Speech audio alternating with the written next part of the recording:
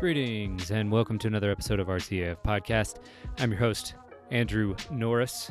Thanks for being here. This week, I have someone who I've been admiring from afar for a long time on. He's one of my favorite painters. The name is Anthony Hurd. I've been following him since about 2013 or 2014. Just really great stuff.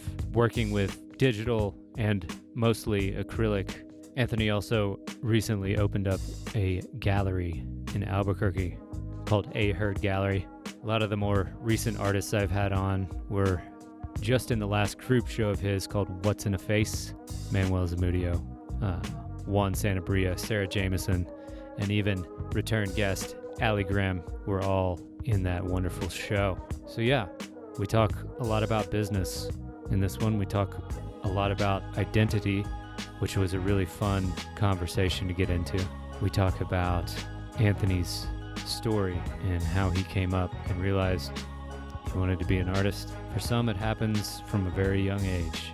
Others, it takes a while. So it's always interesting to hear how someone got into art and at what time period in their life. Anthony talks about holding down a day job while pursuing art.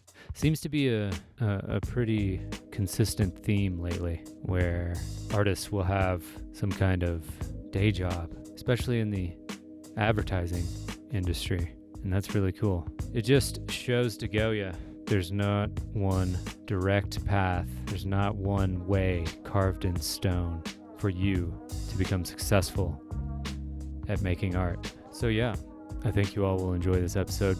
Big thank you to Anthony. Thanks so much for agreeing to come on. And I believe I've got to shout out Juan Sanabria again for hooking it up, for reaching out. And yeah, if you've ever been on this podcast and you think you know someone who would be good to talk to, I would love to hear about it, you know? And for all of you subscribing to the Patreon, feel free to just drop me a line with those suggestions. I know we've done that a couple times on there, and I am getting around to communicating with all those artists. I am still ahead of schedule, which is nice. But yeah, there's so many just legends out there, just destroying it, creating it, doing everything in between. Technically skilled, creatively minded, doing new provocative things that it's hard to keep track of everyone I have on my wish list, even though it is an actual list. But yes, the support from my Patreon subscribers truly does help me out tremendously. And if you would like to subscribe, the address is patreon.com/artsyaf podcast. I'm making the artsiest podcast in the metaverse. Feel free to email your favorite episode to 10 of your friends who you think would like it. Text it, you know what I'm saying? Just talk about it. Make them pull it up on their phones, you know? Strap them to a chair, put headphones on their ears, and just make them listen to all 97 episodes. You know what I'm saying? Like, I think that's a pretty good strategy. I think we got this. If you want to see it expand, you want to see this podcast grow, kidnap your friends is what I'm trying to say. Just kidding. Anyway, this has been the longest intro in the history of time. Let's get right into this episode. Anthony Hurd, y'all. Anthony Hurd, y'all.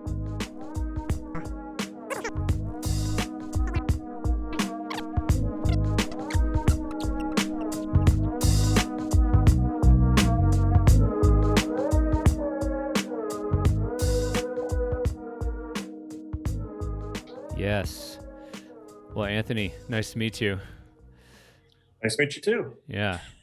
I really appreciate you taking time to do this. I don't know. Sure. I don't know if have you ever been on a podcast before?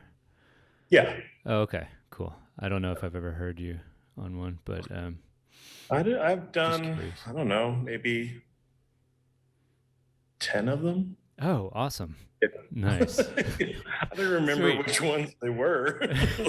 Like, I think I remember when I first did one, I was like really nervous. So they Yeah. sent me questions over in advance and I was like kind of trying to prep and shit. And after that, I was like, I'm never doing that again. Like, I Yeah. don't, whatever they want to ask me is fine. I'll just show up and it happens as it happens.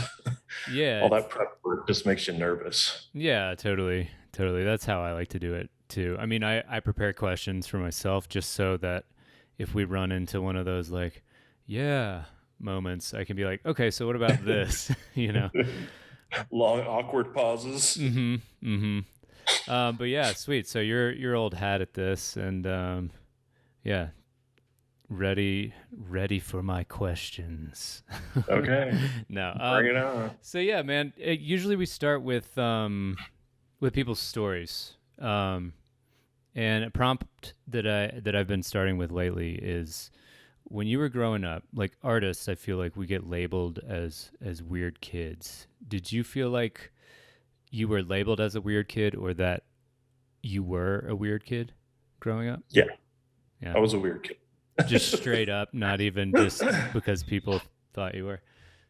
Yeah, it was just I just wasn't like any other. I grew up in Missouri, and Mm. I just was not like other kids. You know, I was always interested in art. And then when I was 10, I started skateboarding. That made me weirder. And then the music I listened to made it more strange. And then it was just like every interest that I added just made it double down on my weirdness. Yeah. So I'm used to it at this point. When do you remember kind of like taking on the artist's, I guess the artist's like mantle or identity, badge that you use to describe yourself? It's kind of like, not to describe myself, but I remember like in third grade, Yeah. there would be little art competitions where it'd be a coloring contest or like, a state fair or whatever. And you're just painting like a cow or something in your weekly art class. Yeah. And I was always winning those. And it might not be the greatest motivation to become an artist, but for me, it was like some of those times you get out of school for a day, you get to go to like a pizza party and you get like an award or something at some random thing. It's like, fuck, I want a pizza party and get out of school for the day. So and it was one of those things like, this is what you're good at, Yeah. and I think early on, you're always kind of trying to figure out like, what's your thing? Totally. So it just seemed really early on that like that was my thing. And so it's funny because I was in advertising for like 20 years Oh wow. and prior to going into art full time. And I look back and I relate a lot of my advertising like chops to my childhood because it was like some of those contests were just total bullshit. Like I remember in fifth grade, they wanted to do, there was a competition like, what is your view on America? And I painted like, I drew, it was like a color pencil drawing and it was like a church with like an overlaid flag and like a Bible and like it was like all this bullshit to me by fifth grade already, but it was like, that's what they want to see. So that's what I'm going to do. Wow. And I won. That's very insightful as a fifth grader. Yeah, it was like, it was obvious. Did you grow up going to church at all? Yeah. You know what tipped me off? Okay, so like when they would talk about God in church, right? This is what I think what started to tip me off was the picture that came up when I would think of God, right? It was a man in a like, a preacher's like robe with like long sleeves. And then it was like George Washington's face. No, I just had like this view. Okay, my great uncle was a preacher, so we were like kind of forced to his church. And later on, I found out all kinds of like seedy shit that had went down with him in the church and all kinds of stuff. But at the time, what bothered me was they tell you to read the Bible. Yeah. So I would read the Bible and I would have this perspective based on my reading of the Bible. And then I'd go to church and then they would tell me theirs. And it is so different Yeah. than what I thought from reading the Bible. And I just thought, why the fuck should I read this? Like, because you're just going to change everything, all my views to fit yours. Yeah. And I just thought it's so weird to base a religion around a book that they don't really want you to read on your own. They Right. want you to adapt the interpretation of your pastor or preacher. Mhm. So Yeah. yeah. Yeah. Yeah.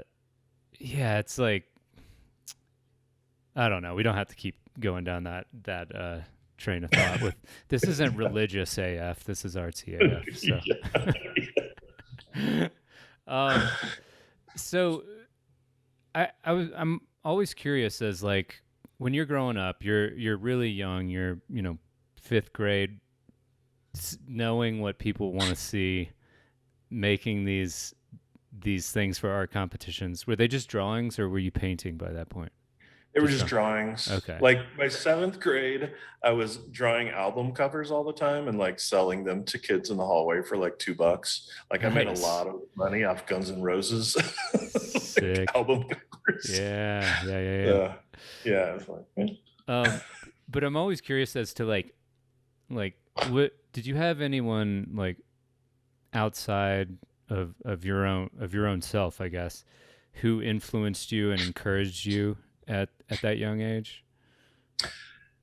There wasn't a lot of people that encouraged me, but my grandparents, they traveled a lot to where I live now, to the Southwest. In the winters, they would like get in their RV and they'd come back with like all the stereotypical shit. It was like, you know, here's some turquoise and here's an arrowhead and all this stuff. But they told me a lot about art, and it wasn't art that I was interested in because there's like a famous kind of country Western artist named Peter Hurd that they always said we were related to. I have no idea if we're actually related at this point, but it was a nice thought that like somewhere in our bloodline was like a famous artist and that it was possible. And I think my grandmother on my dad's side was probably the only person that made me think like being an artist was possible, because Like everybody else viable. was like,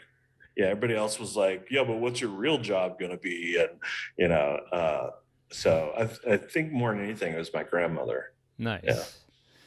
Nice. So was that all through like your time with her as a youngster, like up until like when, like no other art teachers or anything like that along the way? No, I had art teachers. I mean, my grandmother passed when I was 16 or 17. And I had art teachers that were always super encouraging. And I had friends. I like had other artist friends and things that I met along the way. And then in 9th grade, I transferred from like the suburban jock school to arts magnet school in Kansas City. Oh, right. And so when I got there, that's all I did was paint. Like I literally didn't spend any time doing the academic classes. They would pretty much let me do whatever I wanted to do artistically.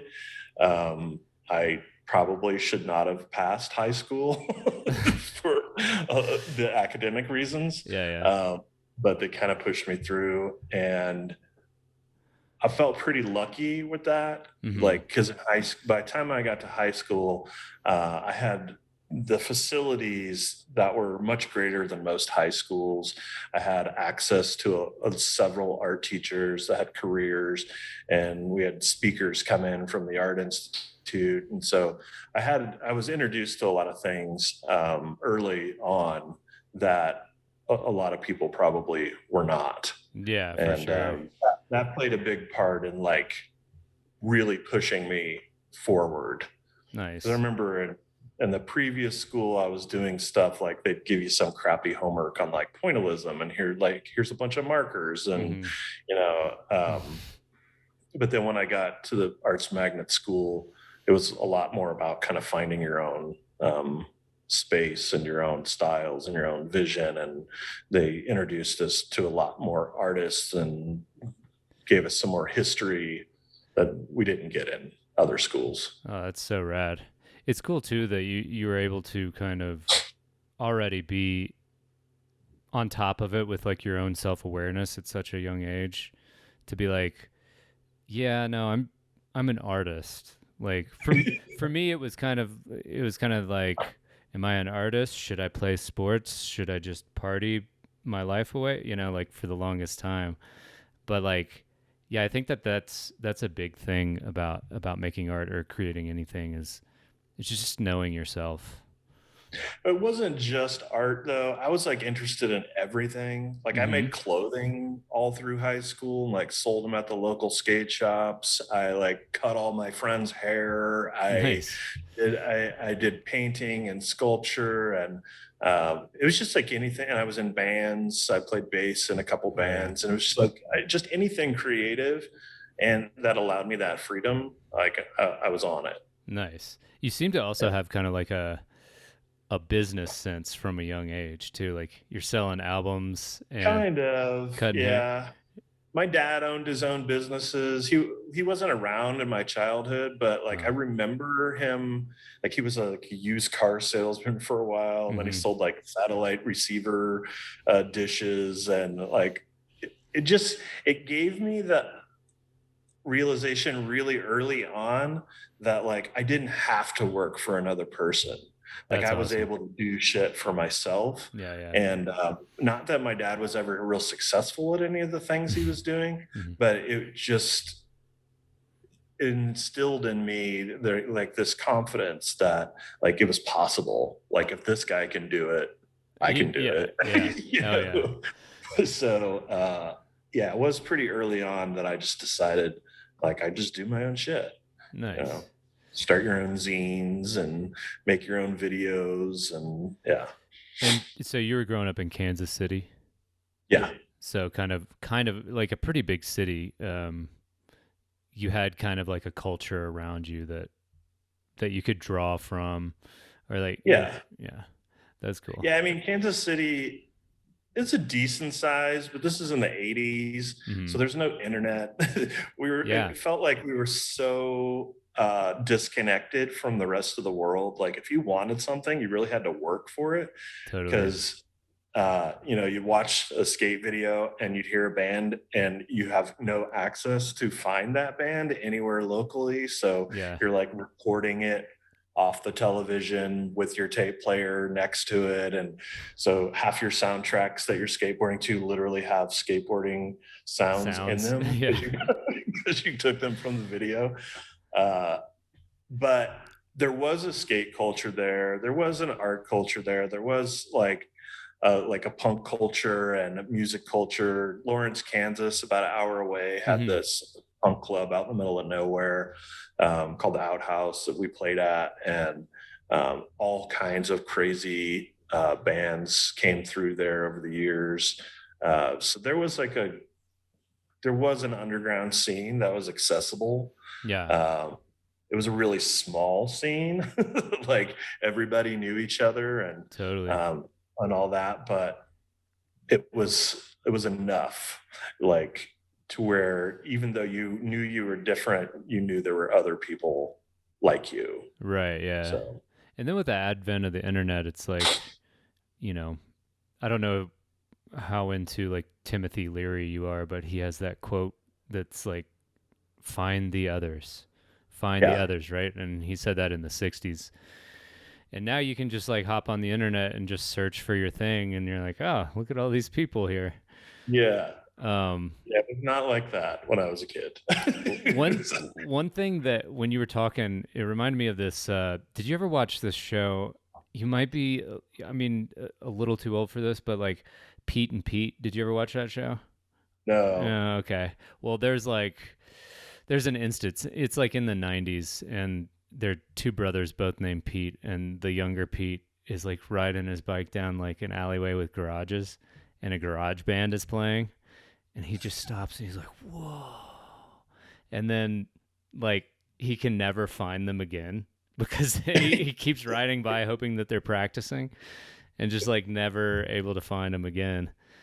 But yeah, I That's how just, it felt. It was like yeah, you would see things happen and then never see it again. Or you yeah, would see people that you're like, he looks like he skates or yeah. he plays music, and then you never see that person again. It was It's, a very different world. And yeah, you kind of had to act quickly when you right. found these two, Yeah. you know? Do you feel like, I don't know, I've been getting into social media like every episode lately, so I hope it's not boring anybody. We'll just touch on it for a second, but Oh, that's fine.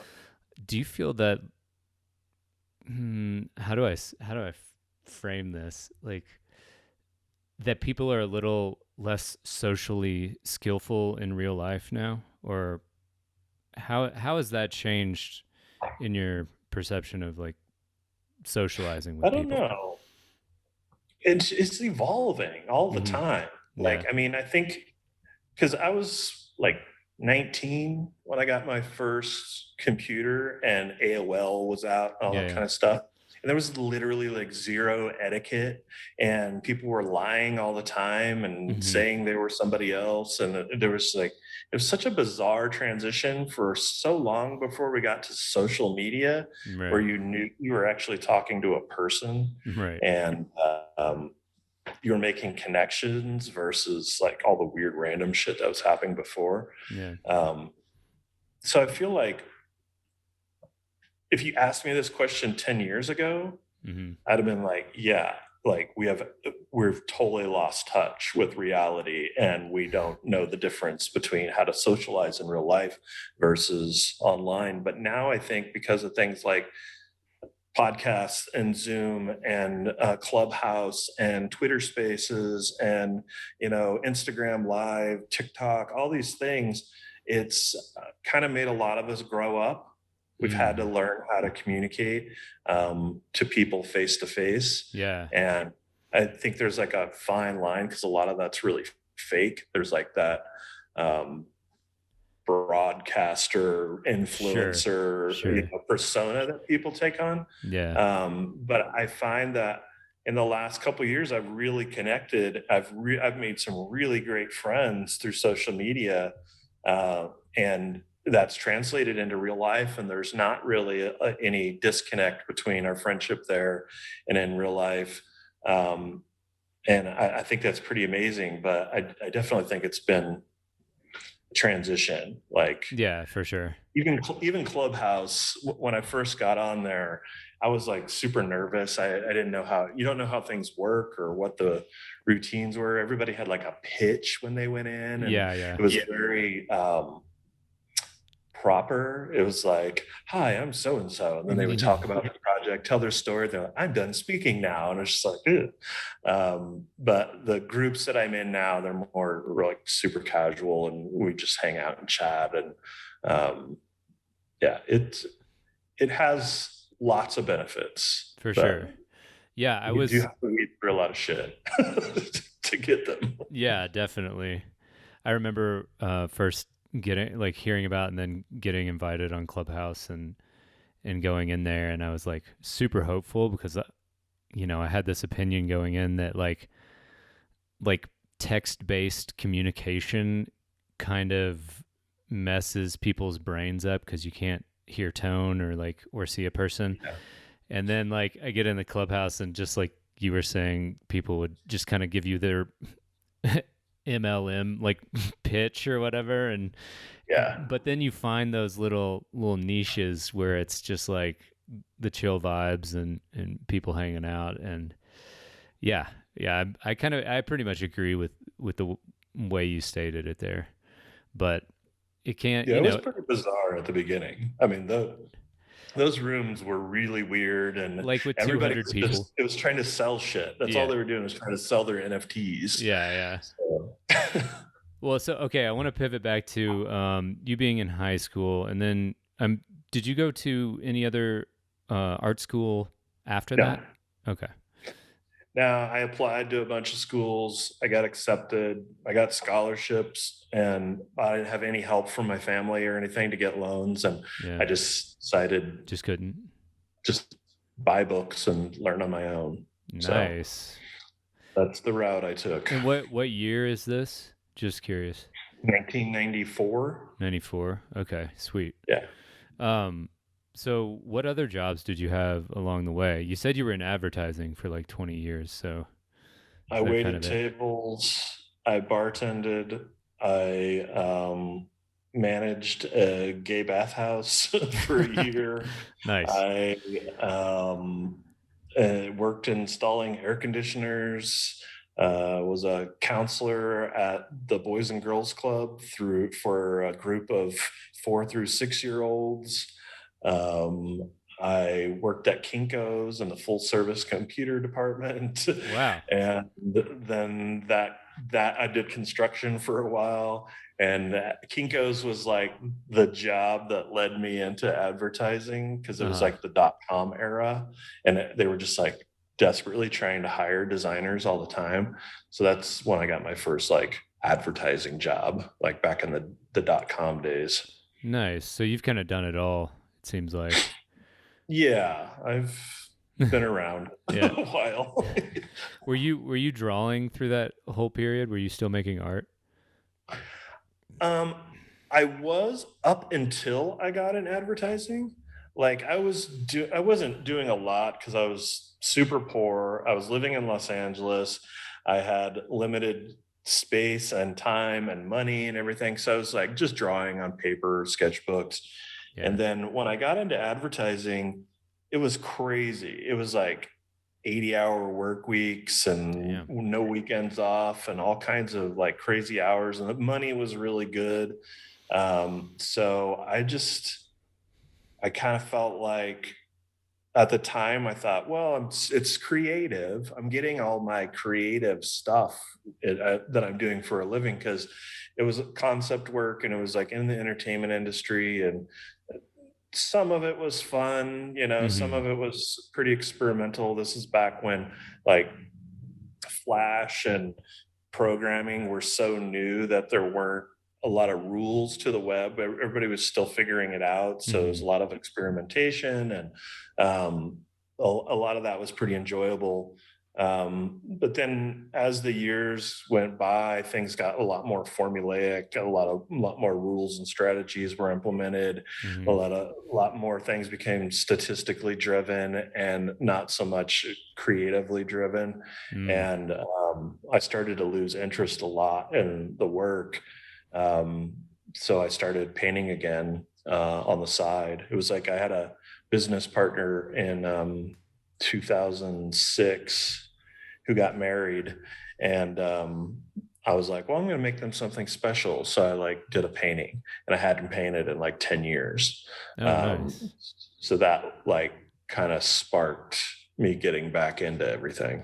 And would you just take like any free time you had to paint, or did it build up Yeah. gradually in that kind of a way? Yeah, it was like, well, at the time I was running, like I was a partner in a couple different design studios and I worked for other people. And then shortly after that, I started freelancing, and I Mm-hmm. freelanced for like 14 years.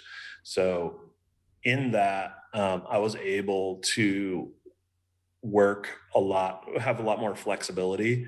So Yeah. I could like work in advertising for a couple months or a couple weeks here and there, and that would like more than pay the bills. And then I'd have time to paint for a couple weeks and focus on my own stuff. Um, and that worked pretty well for a long time.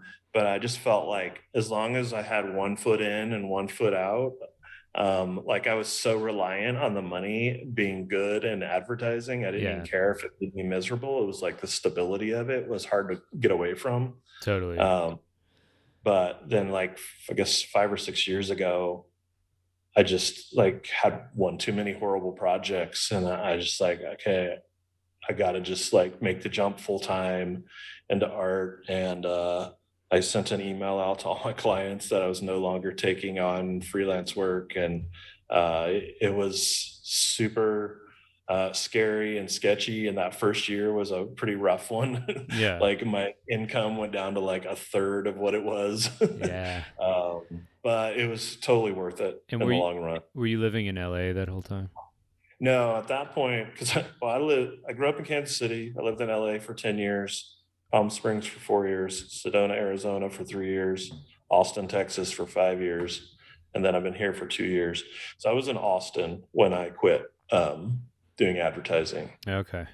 I think it's Yeah. important to kind of highlight that. Like, I know I've been following you for, I think, since 2014, maybe 2013, and you were still working back then, right? Yeah. Yeah. Yeah.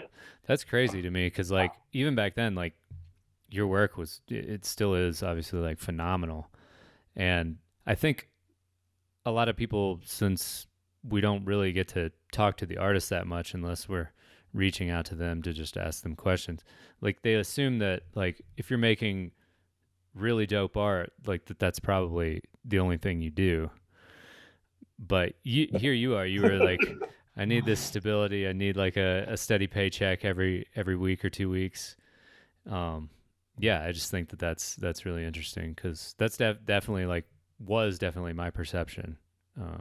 I think a lot of people believe that. They think that they see a great work and that they just assume that they're doing it full time. But I know a lot of really amazing artists who have day jobs and side gigs and all kinds of hustles to keep things, especially if you got a family Yeah, or you have other responsibilities. And um, it's tough, like when young artists ask me things like that, they say they want to do art full time, and I'm just like, then do it. But yeah, it's yeah, like not a linear path for any of us. It's different for every single person. We're all from different circumstances. We all have different priorities, and yeah, you can't just quit your job and do something full time if you have bills that have to be paid. And yeah.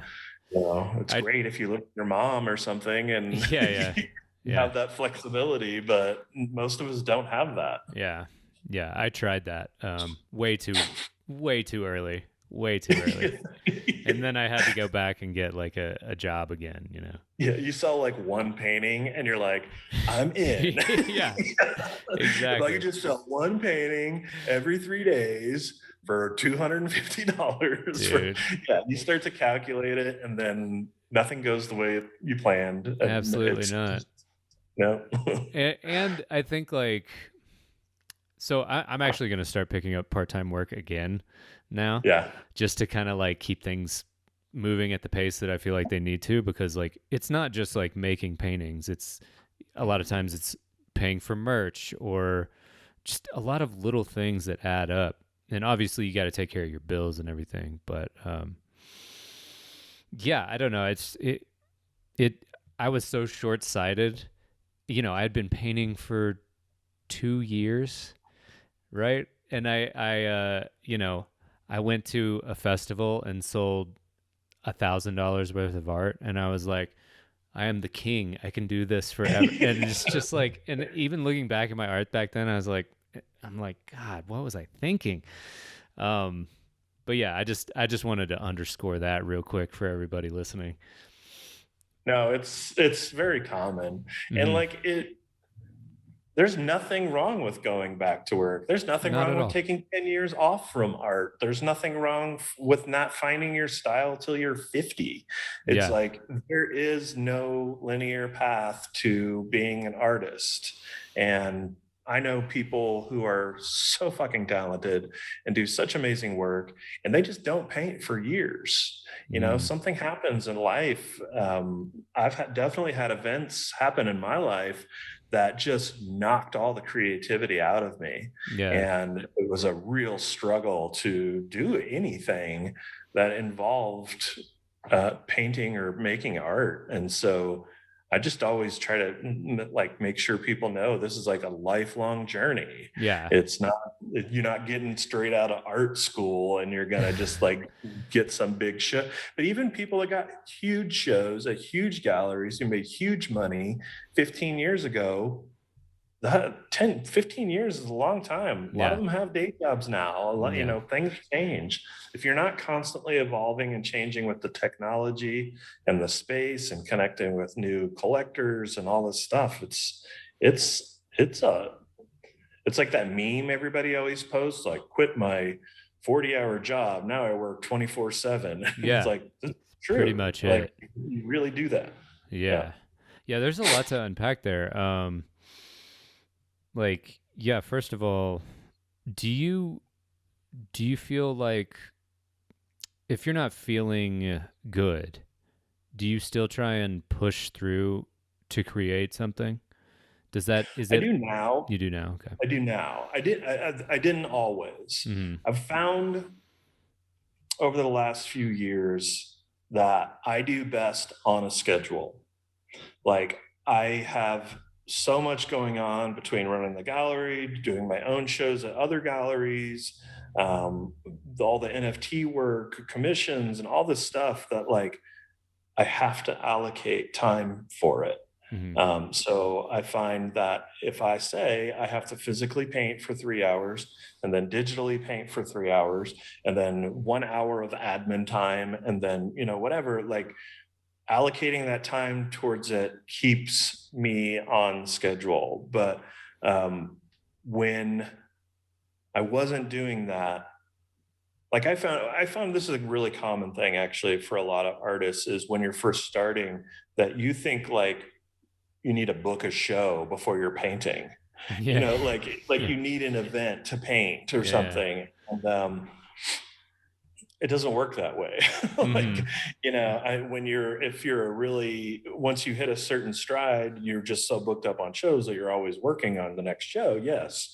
But like you should be creating regardless. I remember I met with it was like Josh Keys mentioned a consultant that he met with or worked with who kind of like gave him the okay, like it was okay to go full time, you're ready kind of thing. And he had put his name out there and everything. And so I reached out to this guy kind of hoping I would get that kind of response. And that's not the response I got. The response I got was you have like the skill level, but you're not working enough. You're not, you're like waiting for shows instead of just your regular practice and doing everything you need to do. And it was totally true. Mm-hmm. I was like waiting for something to happen, and then it never did. Right. So when I go back to it, it's like when I wasn't on a schedule and I wasn't on a routine, I had many times where I wasn't able to create.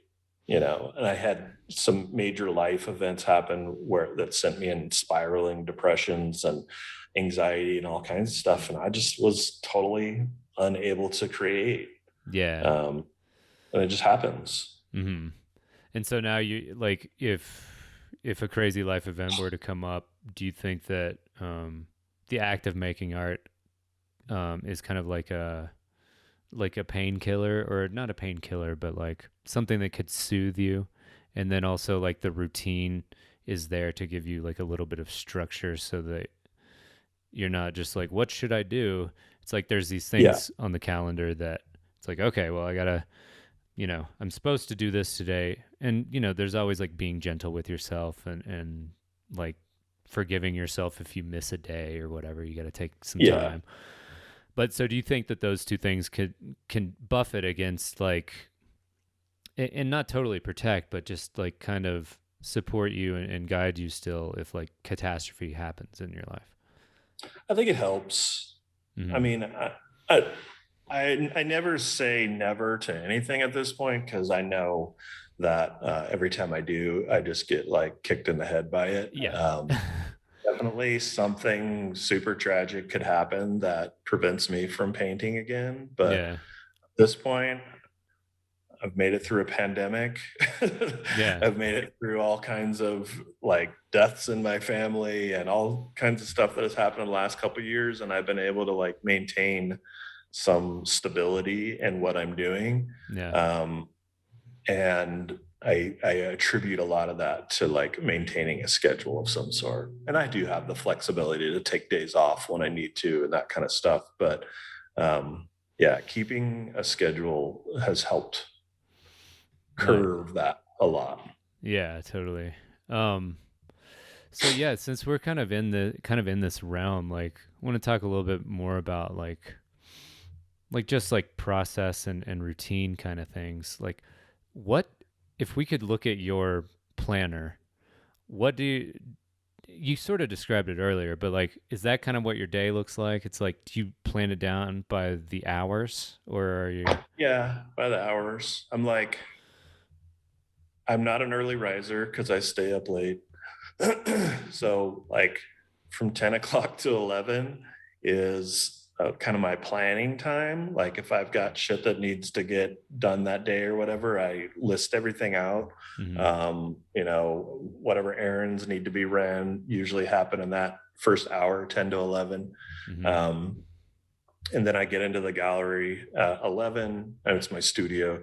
And so I'm generally working in the studio from 11 to 3, primarily on physical stuff. But I also, since like right now, I finished my last show, so I have a little bit of leeway right now for Yeah. like about the next couple weeks. And so I'm doing more admin stuff during the day than I had been previously. Mhm. I go home at 3 o'clock, and that's downtime from about 3 to 5, where I start prepping for dinner and getting Nice. things ready. And then by around 6 o'clock, I have dinner. And then by 7 o'clock, I'm back to work. So 7 o'clock, I start doing all my digital work. It's pretty laid back. I can sit on my couch and have TV or whatever going on in the background, or I can sit on the back porch or whatever. And based on how much work I have on my plate, which right now is kind of a lot digitally, that can go from 7 to 1 a.m. Mhm. or that can be from like 7 to 10. Yeah. It just depends on the day. Yeah. And then I try mostly to take Sundays off. Mhm. That doesn't always happen. Yeah. But I have a lot of flexibility in it too. Like tomorrow, I'm going up to Santa Fe for the day to pick up a painting and meet with some friends and whatnot. But Nice. that's my typical day, though. Pretty That's good. regimented. Yeah. Yeah. Yeah. That's awesome. Yeah, I don't know, I've discovered the magic of the planner in the last couple of years. And I don't have my days regimented like that. I'm just like, I'll just write down like what needs to get done.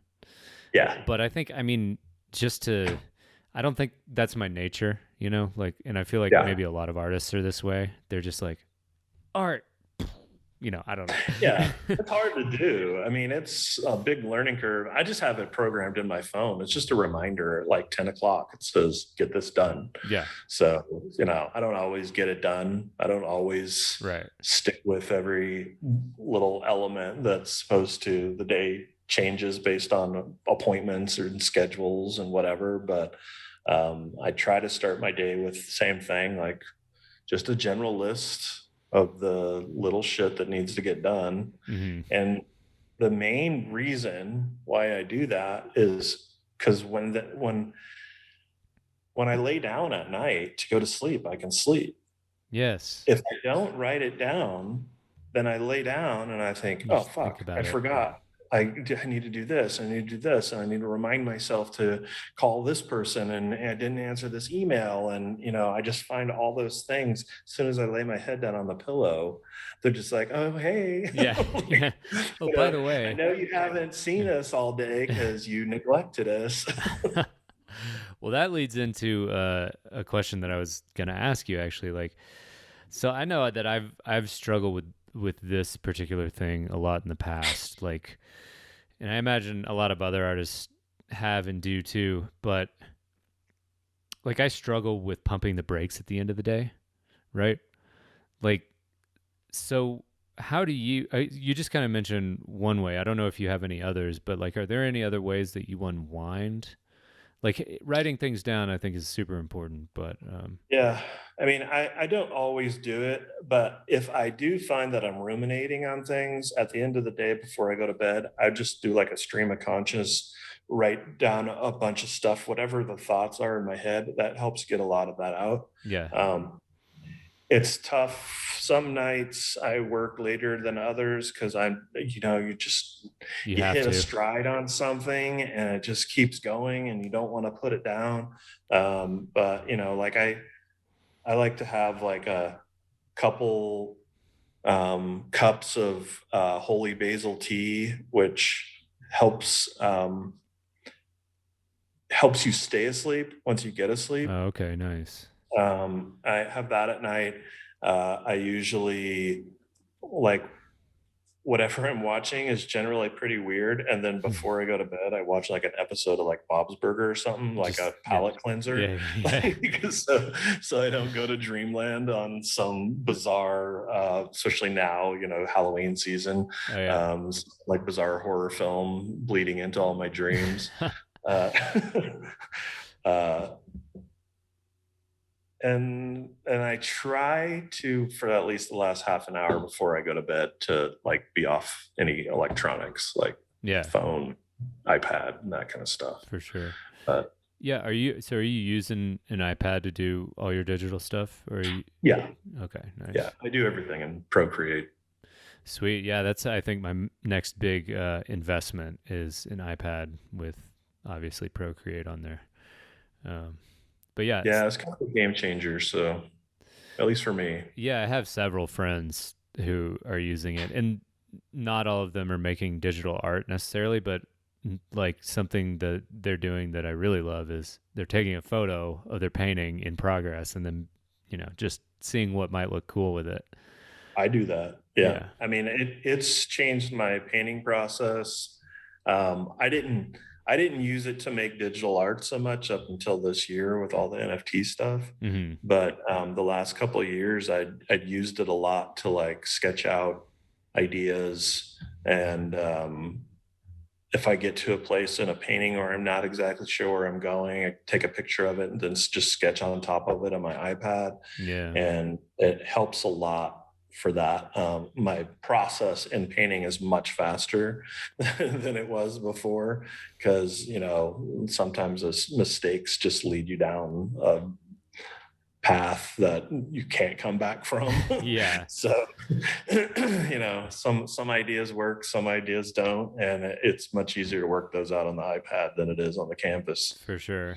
So when you start a painting, do you begin with you just keep it loose until something materializes, or do you have a solid idea, or is it somewhere on the spectrum between those two things? Most of the time it's loose. Yeah.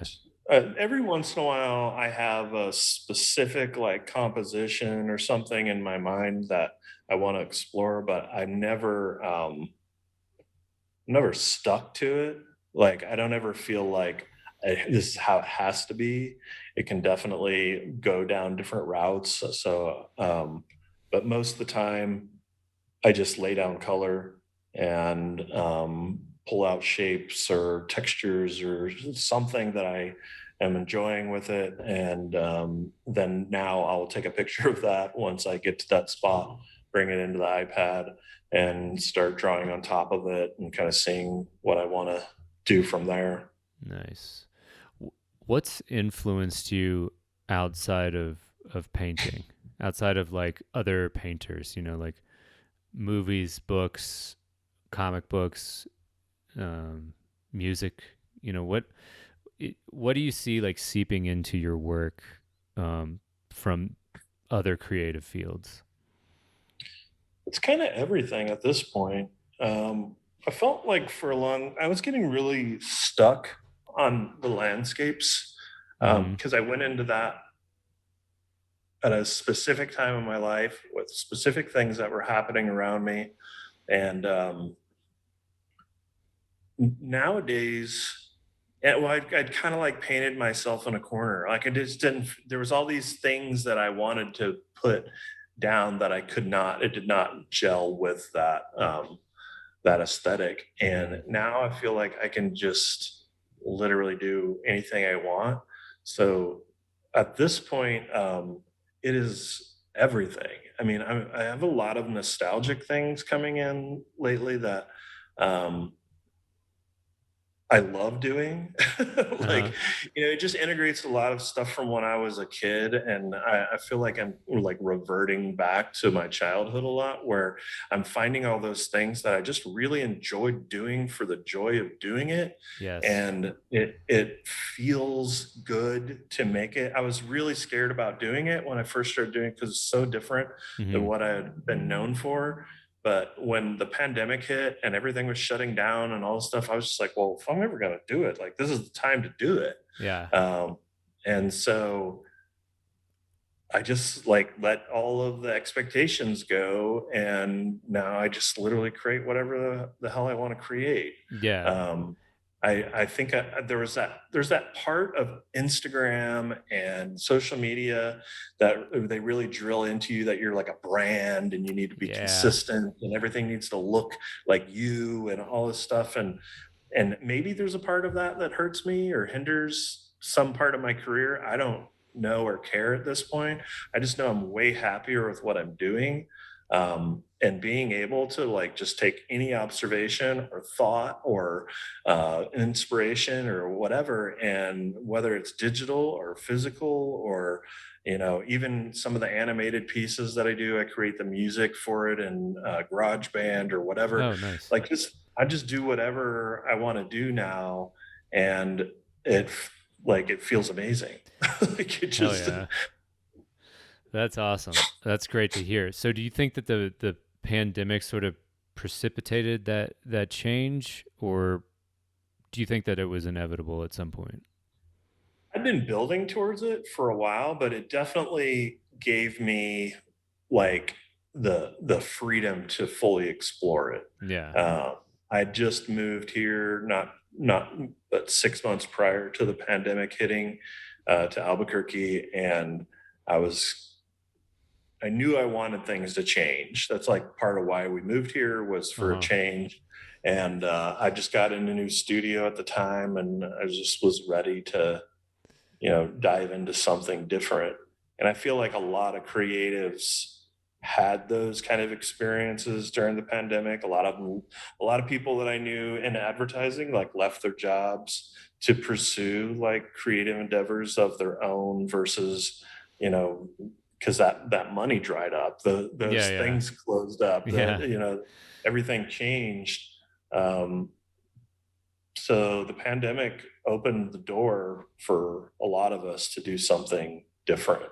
And it just affected me personally. Like Yeah. I think as a person, that first few months where we had zero idea what was happening Yeah. during lockdown, and I just spent all this time like working on my backyard and hanging out with my family, and just I didn't paint a lot during that period. I just kind of took time off, and it helped me like evaluate what was important to me. And um, it also showed me like I am happy when I'm busy. Like Yeah. I know that there's a lot of people that say, you know, you need your mental health and you need to like busy is not good. And I think it depends on what you're busy doing. When I was busy doing other people's shit, I was miserable. When I'm busy doing my stuff, It feels like great. feels amazing. Yeah. Yeah, I mean, I've definitely had a few burnout moments, but I can take a week off and then get right back in it. And yeah, being busy for your own ideas and your own creativity and your own stuff, like it's kind of magical. Oh yeah. Yeah, it's the best. And I will say that too, that like from my own experience, like I don't know if I even consciously did this, but like I definitely started like switching the style up a little bit of my work during the pandemic. Yeah. And I really got into like op art and like stripy stuff. Um, but yeah, I think nostalgia came up for me too, man. Like I don't know why, but like I was really, just fascinated with things from childhood. I started watching like old Michael Jordan clips from like back in the day, and just, you know, Lord of the Rings and all these like obscure emo bands that I used to be into. And it's interesting like how like what a person's consciousness is made up of. And I think that when the world was like just sort of not, I don't want to use the word dead, but it was slowed It was down. still. Yeah, it was It was still. still. That's a Yeah. perfect word.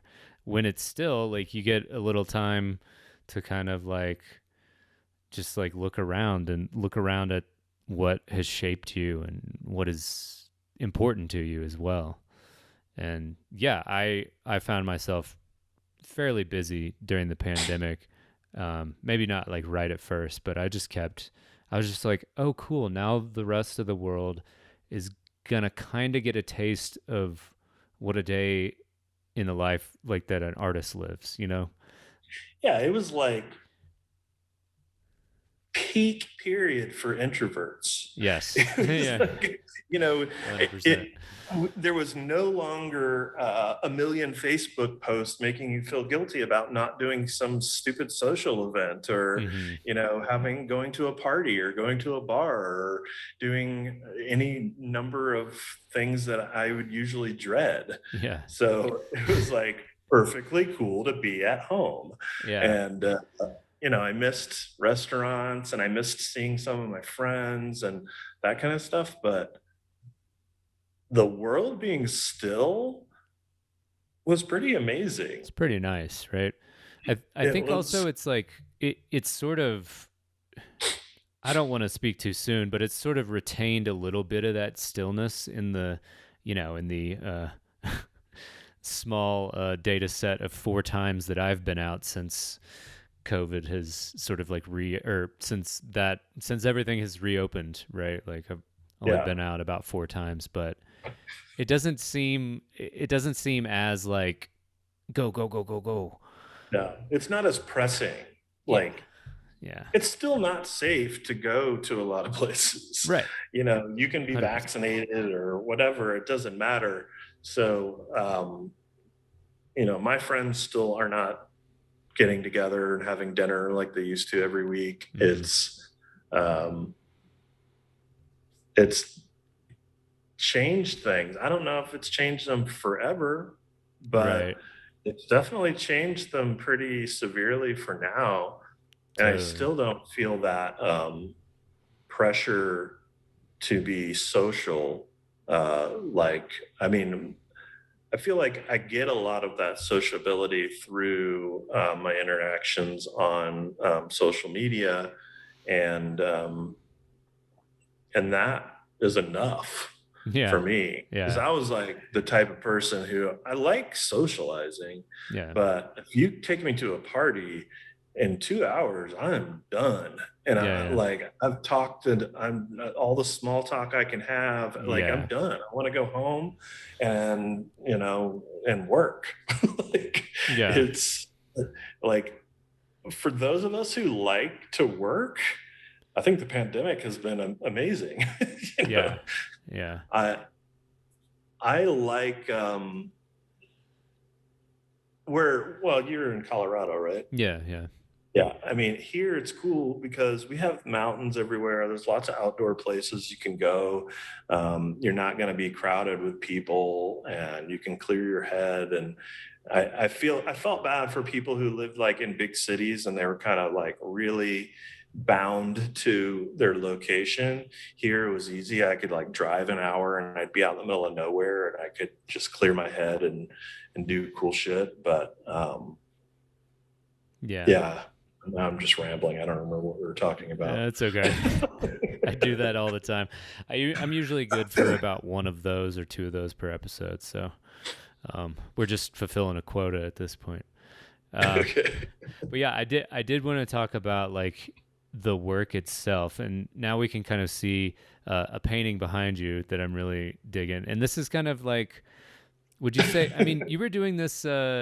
Were you doing this before the pandemic? Kind of the portraits of like prominent noses, like glowing sort of I didn't eyeballs. have noses. I Uh, had been experimenting over the last couple years prior. I'd been wanting to push into these portraits. I'd been experimenting with them, and I just hadn't really dove in. And it was literally like the month before the pandemic hit. Um, I just went nuts and started painting a bunch of them for a show that I had upcoming. hmm And it just developed from there. It's just each show I've done since there's something new that I'm adding to it. There's some other element, there's usually some kind of thematic um, deal going on for each show. So that inspires a lot of it. But for the most part, this all started in February of 2020. Nice. It feels like I've been doing it for much longer because I've produced so much work in the last year and a half, but Yeah. it hasn't been that long. If you had to describe it, I know it's kind of unfair to ask an artist to, maybe it's not unfair, but it's just cliche to ask an artist to describe or genreify their work. What would you call it? I generally call it like abstract portraiture, or it's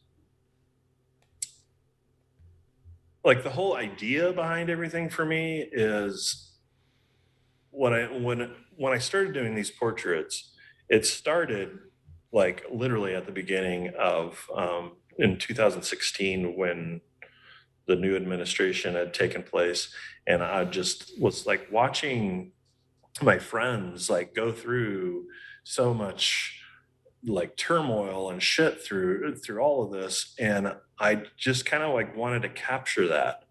And so that evolved into more of an idea of just like identity in general, because a lot of what those like 4 years made me think about is like, why do we, it wasn't just those 4 years, the depression and stuff I went through the year prior. It made me think about just like, why do we relate to things the way we relate to them? Yeah. I've noticed over the years for many different experiences that like I cling on to things and I make it my identity. Mm-hmm. You make your relationship your identity. You're a music collector, it's your identity. You're a writer, you're an artist, you're whatever. And then when we lose that identity, when you lose that relationship, when you lose that ability, when you whatever, you literally don't know who the fuck you are anymore. Yeah. And so my experience in that a lot was that like dismantling our identity, like separating ourselves, what is ourselves, from all of the experiential elements that we identify ourselves as, which obviously are not us. Right. So a lot of my work now is all like these dismembered aspects of our physical elements or nostalgic childhood things, or it can just be an aesthetic, it could just be a throwback reference to something in skateboarding or a punk scene or whatever. We're just like, it just always makes me think now about identity and just pulling identity apart. Yeah. And I'm really glad you brought that up, because one of my questions I have written out, it just says identity question mark. And I'm actually really fascinated with this too. I think I come from more of a place where it's like that comes more from like psychedelics and meditation, and just having that sort of just dissolving experience where like conventional boundaries of like the body as like your identity sort of can melt away, and you're just awareness. But yeah, I'm actually like very fascinated with that, and I've been doing like a lot of op art stuff, and then now I'm incorporating like organs of the body in there too, just to kind of, because like optical illusion, a lot of people think that this reality itself is some sort of optical illusion, and then we just sort of insert our stories based on the memories and experiences we've had. Do you think that, so like kind of the overall tone in like a lot of Buddhist literature is like that identity can be a trap? Do you feel that way? Yeah. I mean, that's a lot of that's that's a major motivator behind everything that I do is like to not there's like two tiers. Hmm. There's definitely things in the nostalgic aspect where I'm like, I love this. You can't Yeah. take away my past. Right.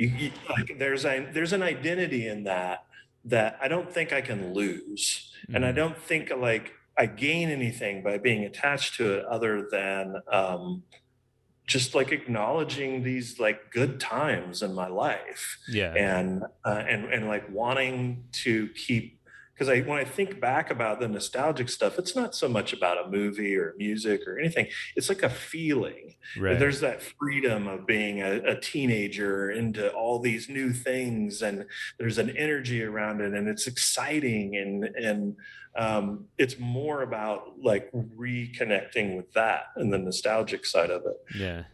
The rest of the identity, it's we do it so much. Even within, like you were talking about in the psychedelic realm, like there's such a bro culture in the psychedelic realm. Yeah.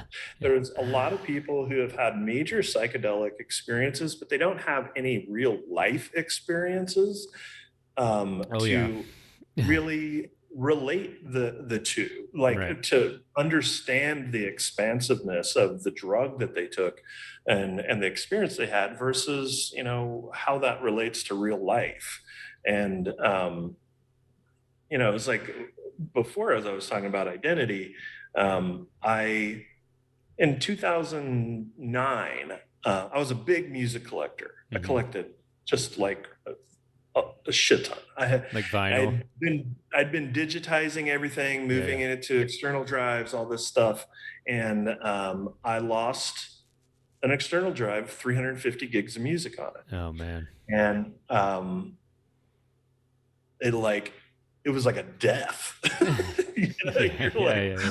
you're like, oh my god, like I've invested so much time and money and energy into this. This is a part of my identity. I'm a music collector, Yeah. um, and and then in a couple of weeks it was so freeing to like not feel obligated to keep up with the music, to be on top of every little trend and detail and be buying everything and be able to have that like how cool am I guy conversation with other Yeah. music Yeah. collectors, and all the things that came with that as my identity, and just let that go. And then like Spotify came out and I was like, I don't have to Word. buy anything. I can Yeah. just like make a playlist of the things I like, and I don't have to relate to them as me. And Right. um, Right.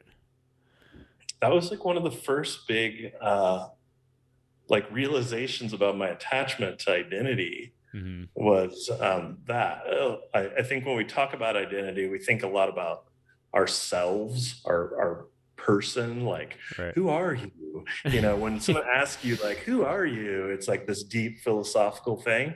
But really, the biggest trappings of identity to me are those little things. It's all those things you attach yourself to, at every different little culture, Yeah. everything that all your interests, all your collections, uh, all these things that like make up your perception of you Right. that are become such a big trapping. Yeah, and Like, it's such a tricky thing to talk about because it's hard to talk about the self from in just like a normal state of consciousness. I guess for me, it just seems like y- somehow you need to have like a third person in air quotes there perspective of what the self is, and like a lot of people describe it as a process of just this like it's sort of like uh, a metabolism of perception and awareness and things like this. And now I'm rambling and I don't know exactly where I'm going with this, but yeah, I don't know, like there I don't think what it matters really. I mean, to me, it just doesn't matter. Like Right. what I identify as doesn't matter. Yeah. Like even when I came out as like non-binary, I'm like, that's just another identity for me. Oh, Okay, fine. I don't want to identify with my body as a male body right. because Oh no. So yeah, we were yeah, talking. We had a internet disruption there, and it was just getting really really interesting. But you were talking about coming out as non-binary as it relates to identity, and yeah, it was one of those things where I related to being non-binary because so much of my like identity exploration is about not necessarily connecting with I'm not my body, you know, sure. all those typical things that you will find within like Buddhist teachings. But there's so many people within that community that that take such hard stances on their non-binary aspects that it's become like another identity to attach to. Mm-hmm. So I don't really care at this point what my pronouns are or what people perceive me as or look at me as. I more worry about how I feel about myself. And you know, I still prefer to identify as non-binary, but it doesn't have the weight um, that it does, I think, for a lot of people. I don't know. Right, right. So like the gender of man is like not an end all be all for like Yeah, who anyone is as a person, right? Like yeah, I think it's so much more important to just I don't know, be a good human being and like you're human being yes, first. At the core of it all, like we all suffer, we all experience pain, we all experience joy, and I think that well, people just want to find happiness however they can. And I think that no, I agree. that's maybe the core of like an identity that we could all connect to and let everybody just be themselves. That's the key thing, right? Yeah, I mean, I don't. I think when it comes to identity, the hardest part of saying for someone to be themselves is that most people don't know who they are. Yeah, it's that Um, self-awareness thing again. yeah, I mean, I see it a lot in people who just have like a negative outlook on everything, Yeah. um, and they've almost connected with that as their identity. Like, you know, I'm a Debbie Downer, or you know, I'm emu, or I'm, you know, I Yes, said emu you because did. there was a kid in my car, my daughter's friend. She just killed me because she was talking about the music she liked. She was 12 at the time. Uh, She's like, "Yeah, I'm very emu," and my partner and I just looked at each other like, okay. So now it's hard for me to say emo. I always say emu. I mean, that's yeah, it's perfect. I don't know why, but it's perfect. Oh, can you hold on one second? I got Yeah, for mail me. sure, for sure. Now, what was I talking about? We were talking about emus, I think, Oh, emus. and Yeah. other genres of Oh, music. the basis of that was more that people they don't know who they are outside of the things they identify with. Right, So if yeah. you ask who someone is, they tell you what they identify as or they identify with versus what they actually are. Yeah. Um, and I guess the harder part in any of these explorations is realizing that like you just have to let people find their way. Like Right. you lecturing them is not going to change them. No. No. On You're either not going to side, you know. educate them on all these things. You know, you're not going to change their aptitude or awareness or anything based on your opinions. And Yeah. uh, Do you believe in so free will? I I don't believe either way, honestly. Yeah. I think that's the first time I've said that, but I don't, it's not of interest to me. Like, Yeah. it just is. Like, it's a philosophical question Yeah. that no one can answer. You can only Right. argue.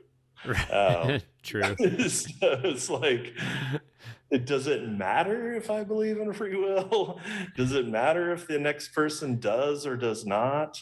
Um, Yeah. I think we're all just on our own path, Yeah. and it's as simple as that. Yeah. Yeah. I think it's somewhat of a paradox myself. Yeah, Like, because obviously, like, you can't change when, where, and to whom you were born, and I mean, I feel like that in and of itself creates such a, such a long path out into the future that it's kind of hard to change it with any sort of willpower, yeah, along the way. I think it's more about just like the information that you have access to or that you're attracted to for some reason, and then the ability to integrate that and then make informed decisions, I guess. I think some people have an overall stronger will than other people. Yeah, I definitely. think you see it a lot in artists, actors, musicians, but also in politicians or just people of power or whatever. Some people have a stronger will to change things Yes. Yeah. for themselves or for other people. It doesn't matter. They just have a stronger will about them. Um, I mean, I often found myself when I was younger, like wishing that I was more normal. Like, Mm, I don't want to say ordinary, but normal. yeah. Because, my family, for the most part, they didn't have like a lot of motivation. So they didn't seem stressed about expressing themselves or making something or building something or Yeah. whatever. And like life would be so much easier if I just like didn't care about a lot of that shit. But less rewarding too, right? Oh no, did I lose you again? Yeah, less rewarding. Buddy. I think. Is it a different kind of rewarding? Is it more rewarding or less rewarding? I have no idea. Yeah. I think you froze up. Yeah. Oh, Are you froze back? again. Are we back? Yeah. Okay. Sweet. Yeah. I got a little My nervous there again. connection is unstable. Okay. Well, I've got one more section of questions to ask you about. Okay. And it's about business. And I guess I'll just start off like when you were coming up, especially, this is curious to me. Like obviously you had like a job you could fall back on. But did you have any strategies on like how to navigate making a living as an artist?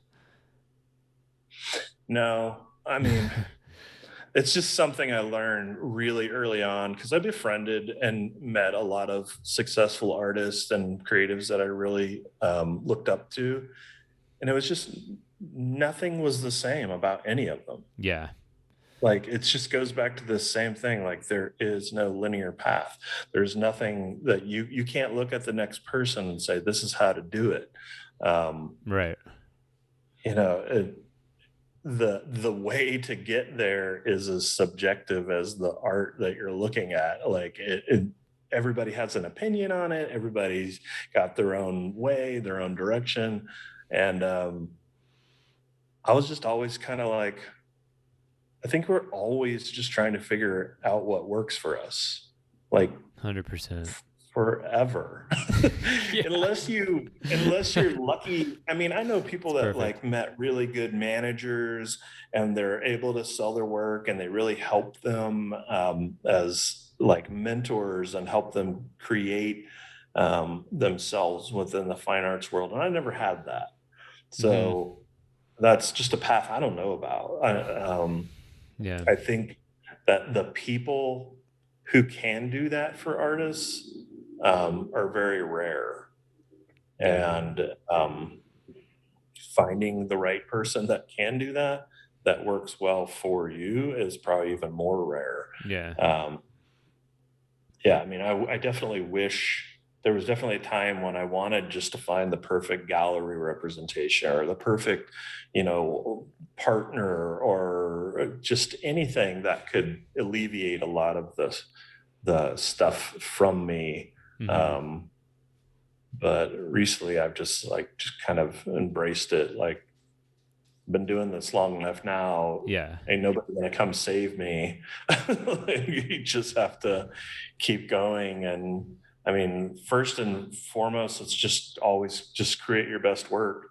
And on the business side of it, there's a lot of smart things you can do. You can promote yourself, and you can maintain your social media accounts the best possible. Try to stay as authentic to who you actually are Yeah. and what you're doing, and who you talk to and how you talk. Um, but there's no clear business model to any of it. I mean, I'm running a gallery right now, Yeah. my studio, and all I can do is take the examples of the galleries that I've worked with over the years, and I basically pulled the parts that I liked the most from each one, because no one's perfect. No personality is perfect. No gallery is perfect. Right. Um, and I'm still learning. Like, every show that I do, there's some facet of curating that I hadn't thought of or experienced. And I think it just it's just experience. It makes you better as a person as a whole, the more experiences you have. Yeah. Um, Yeah. I wanted to ask you about your gallery.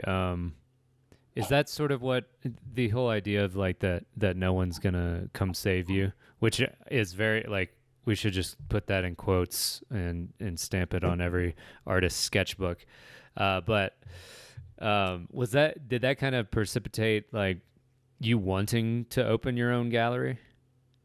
I didn't want to. I mean, it wasn't a plan. It Okay, right. was in the back of my head. I always had this like dream, because I didn't think I was ever going to find like the right gallery that was just going to like run with my stuff Hmm. um, and really represent me. Um, I didn't think at this point that any of that was going to happen. So I thought, well, maybe what's for me is a studio that has like a gallery in the front, so I can just kind of be my own representation and whatever. And it was just kind of always in the back of my head. It was never really something I spoke about a lot with. I spoke to my father about it, and it was during the pandemic last year, Hmm. and I was moving out of my studio because it didn't feel safe, because there was a lot of other people there. And I also, when I moved into that space, they said it was going to be like a artist community and all this, but it didn't end up being so many artists as it was like crafts people and whatnot. All Hmm. very nice people individually, but it wasn't going to get me anywhere. No one's going to come to an open studio to see what we were presenting as a Yeah, yeah, group. yeah. Um, And my dad was like, "Well, why don't you just open up your own gallery?" And I was like, "Because that's hard. Like, it's a lot of work." Right. And and I just instantly had a reaction, a response to like, "No, that's way above me." Um, and then we talked about it more, and I was like, "Well, I guess I am already working really hard." And, you know, it wouldn't hurt to look what's out there. I'm in Albuquerque. It's very affordable. It's probably the only place I've ever lived that is as affordable as it is, other than Kansas City growing up. Hmm. Um, and I just happened to be walking my dog by this place, and I'd walked past it probably 100 times before I noticed after that conversation that it was open, and it had been apparently sitting here for about 2 years unused.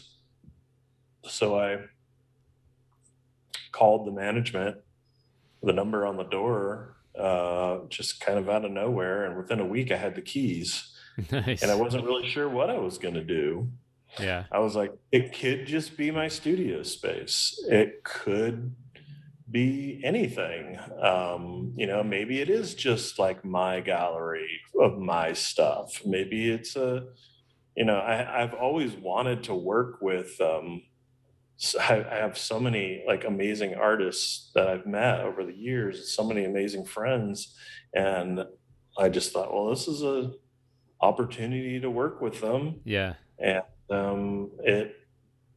I still don't know, maybe like gallery business is hard business. Maybe in a year it won't have really panned out to what I want it to be, and maybe I'll close it down and just make it my studio. I have Yeah. no idea. It's much easier for me to say I have no idea what it's going to be than it is to put a lot of expectations on it. Yeah, for sure. And you get to have the added advantage of just having it be open-ended instead of like, well, we need to meet our quarterly goals of selling this many paintings, or Yeah. No, I mean, the fact that it is affordable, the space itself is affordable, I could just have it as my studio. Oh, sweet. But right now, doing the shows that I'm doing, it's paying for itself. Awesome. I mean, my goal going into it was like, I wanted to put the efforts into promoting artists. So I pay for a lot of advertisements and whatnot. And then I only take 30% versus a 50% cut because my Nice. overhead is so low. So I try to help the artists as much as possible, and and then just see what happens. If it takes off, it takes off. I think from the very beginning, what I had in my mind was I will do what works in this space. Maybe this city doesn't support a gallery like this. I don't think any of my sales have been local. Most of it's been sold through online, through Instagram or through Artsy. Nice. But we'll just see what happens. Sweet. I like that business model. That's like a business model that I would that I'm all about. Yeah, I was just like, I mean, I've put money into renovating the space. I put effort into it. I tend to like to always like leave a place better than I came into it. Nice. So I feel like even if I don't gain anything financially off of it in the end, I'll at least have made the space accessible to someone else coming in and starting a business here if I was to leave. Nice. And otherwise, for the next 3 years, it's mine. Totally.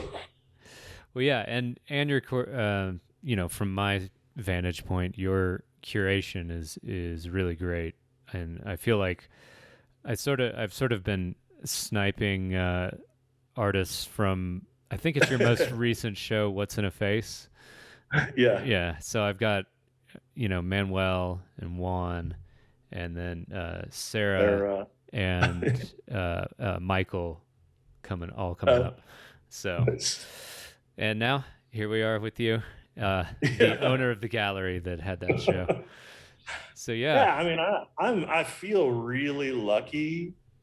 It was definitely a fear of mine going in, being a new gallery, that our artists gonna like trust me, because they have to trust me. They can't trust the gallery. There's no reputation on the gallery, and a lot of artists have trusted me to show their work, and that's pretty humbling. Don't you considering some of the names? Yeah, but don't you think that it helps that like you're a well-respected and pretty well-known artist too, right? I mean, like, don't you think, like, as another artist, I would be stoked to work with an artist / gallerist. You know what I mean? I don't think when someone says something to me like you're a well-respected artist, I'm always like, oh, am I? Because I don't really think about that. Yeah. So I mean, I'm not surprised about a lot of the people because they are friends of mine, and I knew that they would be interested in showing. But a lot of the artists that are new to me, because there's some people that I'm showing that they don't follow me, they don't know anything about me, Hmm. and I've just approached them out of the blue, and it. Some of them say yes, and some of them say no, Hmm. and that's not to go too far back, but when we're talking about artists getting into the game and business plans and all this kind of stuff, Yeah. I do want to say this. Um, Rejection is a part of the game.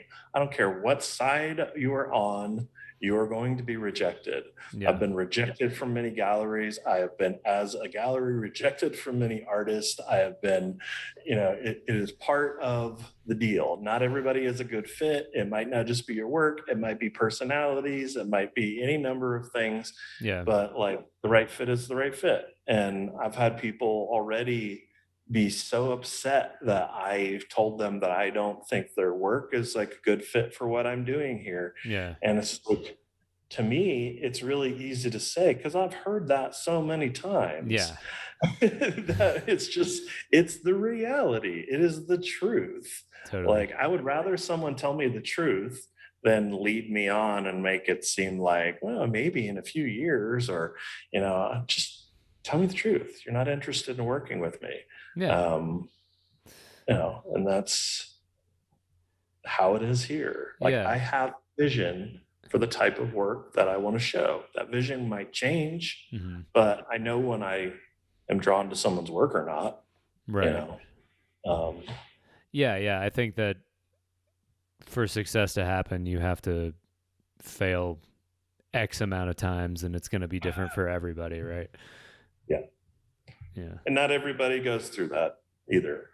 There are people that get straight out of art school and they get some big gallery job, gallery gig, and sell out all their work, and that happens. Yeah. It's not most of us, but Right. some of us. Yeah. I'd like to interview that person someday. Yeah. You just can't compare yourself to other people in terms of successes. Yeah. That's so important because I think that that's, they say comparison is the thief of joy or whatever. It's so true. Yeah, I mean, even with my friends, I see some of my friends get opportunities that I would just love to have that opportunity. Yeah. And sometimes they don't even take them. They're just like, nah, that's not right for me. Yeah. But that's just the way it works. I'm sure it's happened in reverse for a lot of them too, to see me get certain opportunities. Sure. Yeah. Did you ever throw any like pop-up shows before opening your gallery? No. Really? No, I never did coffee shops. I never did like pop-ups. I never did like, I think that's the freedom that having had a job on the side allowed me. Yeah. Was that I kind of had like my idea of what my standard was, that I was like not going to cross. Like, I'm not going to do these certain things. Mm-hmm. And that was just one of them. And I don't think there's anything wrong with doing them. It just wasn't for me. Right. Like, Yeah. I have certain galleries that I think are amazing people, and galleries I don't want to show with them because of the way they hang work, or the aesthetics that they go for, or the things they support. There's a million reasons why we do and don't pursue different things. So do you do a lot of what lawyers, I guess, would call due diligence on galleries before you agree to show with them? I vet everybody I work with. Yeah. What's that process look like? As a gallery, haven't been real successful at it. There's been a few artists that I've been surprised by, like, and then there's some that like hugely pleasantly surprised me as well. Mm-hmm. But when it comes to galleries, I don't do it as much anymore because I'm not approaching any galleries at this point. Generally, they're approaching me, and that makes it much easier. But when I first started, I was like applying to every gallery. For one, it was stupid because I wasn't paying attention to the type of work they show, and whether or not my work really fit into what they were doing or any of that stuff. And so if you're doing that and you're just kind of desperately throwing out every, like dart you can, you're bound to get a lot of rejection.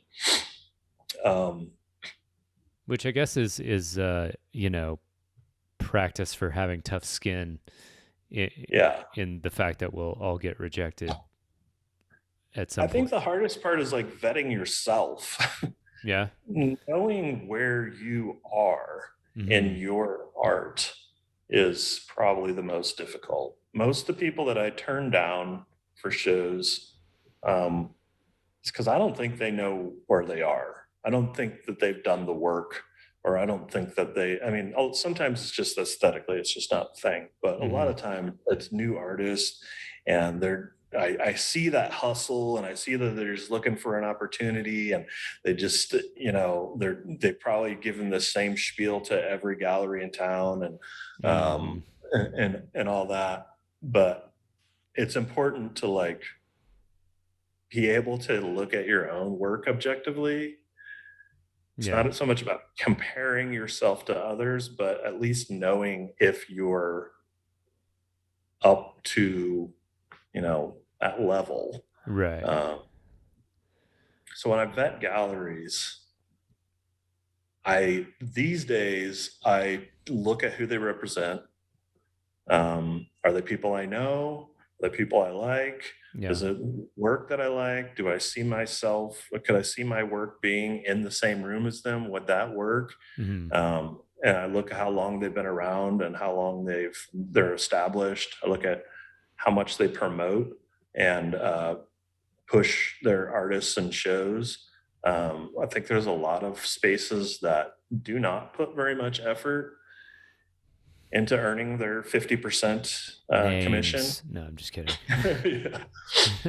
No, I mean, I understand for like New York, San Francisco, LA, there's a lot of overhead. That makes sense, 50%. Right, yeah. But there's a lot of smaller cities where I see them doing 50%, and they're not advertising. They're hardly using their social media. They're not putting the effort into promoting artists. And I think it's silly for any gallery at this point to act like most artists aren't selling a lot of their own work. Yeah. Like most big artists have big followings, and they've been around, and they're doing all kinds of exciting things, and people are watching them. They're not just watching your gallery. And but that's one of the facets I look at, is like how much effort galleries are putting into representing artists. Yeah. And those are the main points.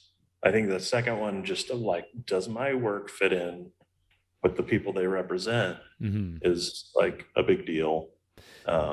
So would you go looking for galleries first that fit the aesthetic that you as an artist are doing? Probably. And then from there, you're like, all right, well, is this gallery promoting? Are they hustling for their artists? And then just after that, it's just kind of like meeting and talking to whoever's on that side of it.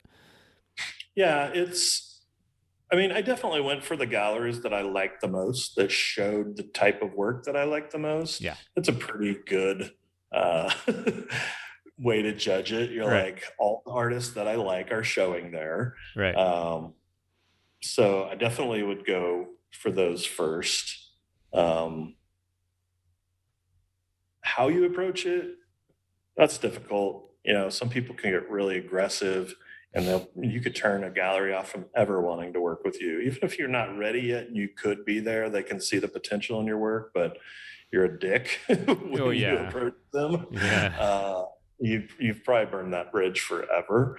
Yeah, it's really important to realize that if you're just like generally kind to people and understanding and communicative, then that'll take you, I mean, I wouldn't say as far as your work, but it helps like quite a bit.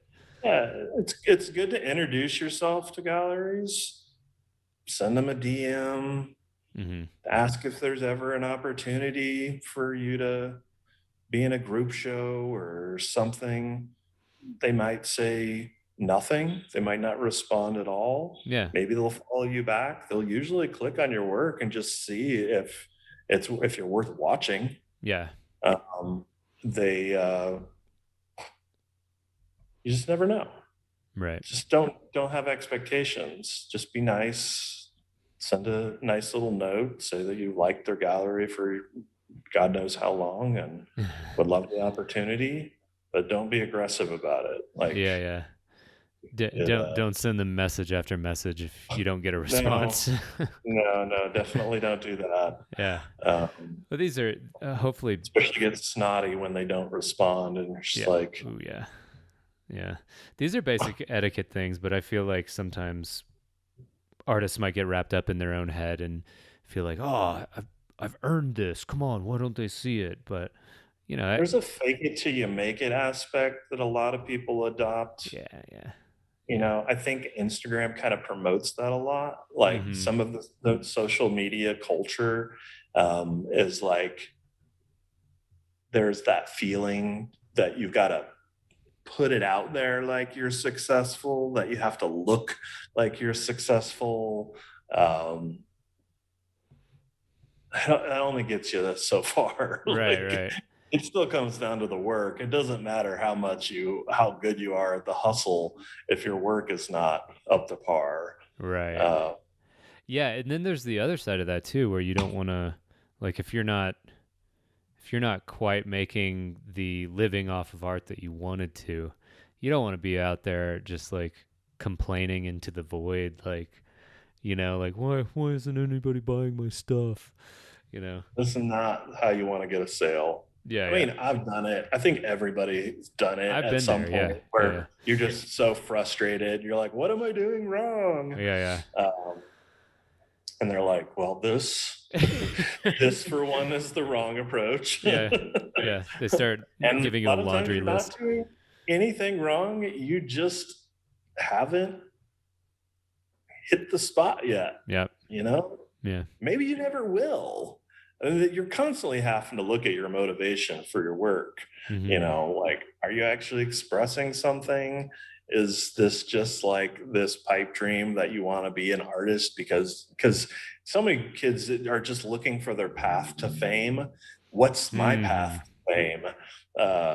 You know, we grew up in the age of American Idol and reality TV and all these things where people become famous for very average skills, Yeah, or you know, um, yeah, it's yeah, just tough. yeah. I want everybody to be able to succeed, and I want everybody to like be happy and find their thing. But Mm-hmm. I just want you know, everybody to be like self-aware and just know yeah, themselves and be happy with it, I think. yeah, find happiness in whatever you can. Like, Oh yeah. um, Well, yeah. it's easier said than done. I was in advertising for 20 years and I was unhappy, but But no, you're imparting like your experience to people so that hopefully they don't have to go down the same or make the same mistakes. That's kind of how I feel about this podcast. I started it because like I said, you know, I was 2 years into actually painting, period, and I was like, quitting my job, let's go. And like, you know, I keep telling this story over, you know, every 5 podcasts or so, just so that like people who consistently listen will at some point hear it. And they're like, okay, like stay stable. yeah, I never suggest telling people to quit their jobs. Yeah. I never say quit your job. Yeah. I always say I worked a full-time job for 10 years on Yeah. the side of my art career. Well, And so did like Christian Van Minnen and a lot of amazing artists I know. You know, Jeff Soto is a teacher at university, and Yeah. like there's all these people that are very respectable artists that have had to you do what you have to do. Yeah. Yeah. And I think one thing to add to that is that, like, if you're stressed about money and you have to make the sale with the art, it will push you into a zone of like impatience. I know from experience. And Yeah. so then the work suffers, and then you never actually build up enough to kind of like pop into that new level, I guess. Desperation does not breed good things. You know, I've been there many times where I was like on the verge of having no funds to pay rent or whatever. Same. And you're just hustling and you're trying to sell every last print and every old piece you can find at a discount. And it just, It's not that it fun. doesn't set a good precedent for anything else in the future. Yeah. There's nothing good that comes out of that other than hopefully some self-awareness. Yeah. Yeah. Well, sweet. So we did like a full circle, maybe a couple times there. So I'm really good at going off on random tangents. So it's beautiful. Well, Anthony, thank you so much. We're at about an hour and 40 minutes here. okay. Is there you've dropped so much wisdom in this session, but is there anything else, any advice to young artists that you haven't touched on that you'd like to say now? No, I don't think so. Not that I haven't touched on. I mean, I think we've talked about every little facet of it at this point. Yeah. Yeah. Well, I'm glad that we were really thorough, and Yes. and thanks so much again for taking time to talk with me Yeah, today. thank you for having me. Yep. And thanks everybody for listening. We'll see you next time. Awesome.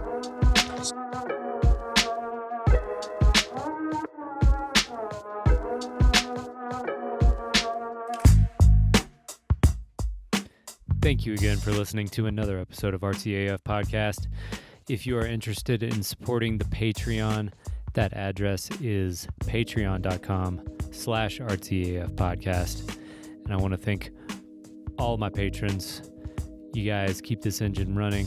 I couldn't do it without you. Go over there and check out the tiers I have available. It includes video, guest suggestions, patron-only posts, and some merchandise. Thank you again for listening. Please rate, review, subscribe.